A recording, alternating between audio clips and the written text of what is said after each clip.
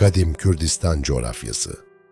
Yüzyıllar boyunca kendi özgün yapısı, beylikleri ve inançlarıyla varlığını sürdüren bu muazzam topraklar, 1920'lerin başında devasa bir dönüm noktasına gelmişti.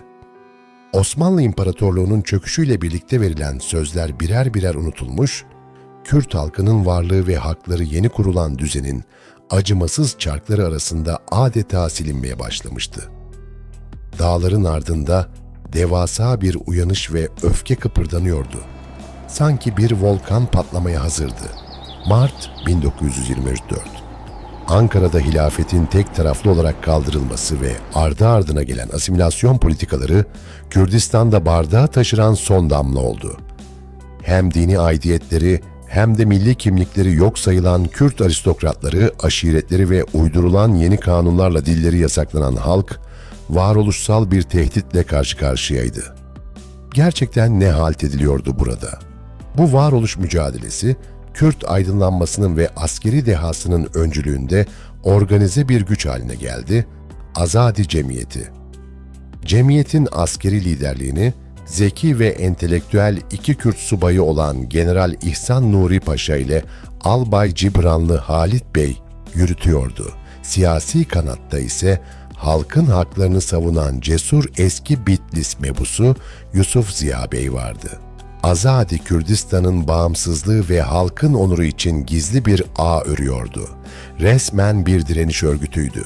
Cemiyet, hareketin toplumsal bağlarını güçlendirmek için bölgenin en saygın inanç önderine yöneldi. Nakşibendi Şeyhi Said. Şeyh Said, at sırtında Serhat şehirlerini, köyleri ve aşiretleri dolaşarak halkı gaflet uykusundan uyanmaya çağırıyordu. O, sadece dini bir lider değil, parçalanmak istenen bir halkın birleştirici vicdanı, direnişin sancağı haline geliyordu. Ne muazzam bir figür. Ankara ise Kürdistan'daki bu muazzam uyanışı bir tehdit olarak görüyor, ajanları ve şifreli telgraflarıyla her adımı titizlikle izliyordu. Yeni rejim, büyük yürüyüş başlamadan önce hareketin beynini hedef alarak ilk darbeyi indirdi. 1924'ün son aylarında Azadi Cemiyeti'nin öncüleri birer birer tuzağa düşürüldü. Yusuf Ziya Bey Bitlis'te, Albay Cibranlı Halit Bey ise Erzurum'da zincire vuruldu. Kürdistan'ın en parlak askeri ve siyasi zihinleri zindanlara atılmıştı. 1925'in Nisan ayında Bitlis cezaevinin soğuk ve karanlık duvarları önünde iki Kürt önderi idam mangasının karşısına çıkarıldı. Gözlerinin bağlanmasını reddeden Cibranlı Halit Bey ve Yusuf Ziya Bey, halklarının özgürlük davasına bağlılıklarını haykırarak kurşuna dizildiler. Bu şehadet, Kürdistan'da patlamaya hazır bir volkanın fitilini ateşlemişti. Baskıların arttığı, liderlerin acımasızca katledildiği bir ortamda, planlanan genel ayaklanma henüz olgunlaşmadan bir anda patlak verdi. 13 Şubat 1925'te Türk jandarmalarının Şeyh Said'in sığındığı köye baskın yapması ve provokasyon çıkarması üzerine ilk silah patladı. Bu erken kıvılcım Kürdistan direnişinin ateşini yakmıştı. Şeyh Said, Piran'daki kurşunun ardından aşiret liderleriyle bir araya gelerek meşru müdafaa ve kıyam kararı aldı. Kürdistan dağları tek bir sesle yankılandı. Genç, Palu ve Elazığ peş peşe kontrol altına alındı. Hükümet konaklarına direnişin sembolleri asıldı. Yıllardır ezilen halk, kendi topraklarında yönetimi eline alıyordu. 10 binlerce Kürt savaşçı, Şeyh Said'in komutasında Kürdistan'ın kalbine, Diyarbakır'a doğru ilerledi. Mart ayının başında tarihi Ahmet surları önünde epik bir kuşatma başladı. Şehri ellerinde tutan askeri tahkimata karşı direnişçiler surları zorluyor, geceyi namlu ateşleri ve özgürlük çığlıkları aydınlatıyordu. Kürdistan'daki bu büyük başkaldırı Ankara'da panik yarattı. Mustafa Kemal rejiminin emriyle daha ılımlı görünen Fethi Bey hükümeti düşürüldü, yerine Şahin politikalarıyla bilinen İsmet Paşa getirildi. Kürt halkını tamamen ezmek, basını susturmak ve diktatörlük yetkileri tesis etmek adına Takriri Sükun Kanunu ilan edildi. Devlet, batıdaki tüm askeri gücünü trenlerle bölgeye yığdı.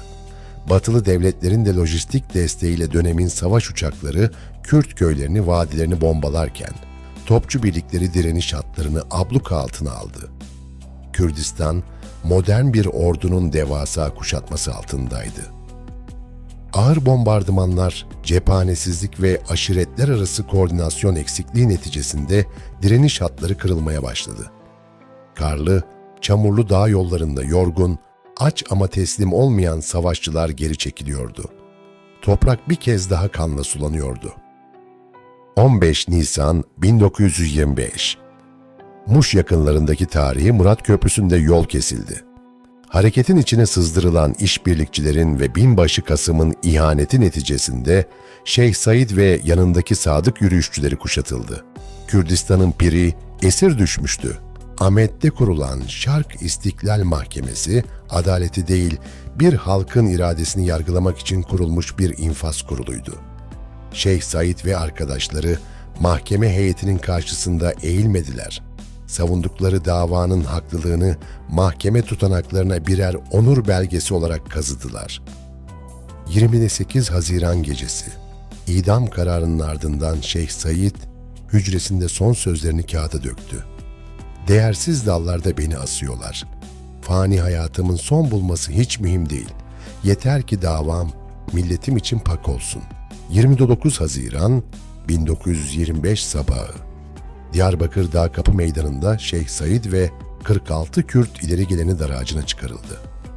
Direniş kanla bastırıldı, ancak bu idamlar Kürt halkının hafızasında silinmeyecek bir ulusal bilincin ve direniş mirasının tohumlarını ekti. Tarihin sayfaları kapandı, Ahmet surları o günden sonra esaretin hüznünü ve özgürlüğün umudunu bağrında taşımaya devam etti.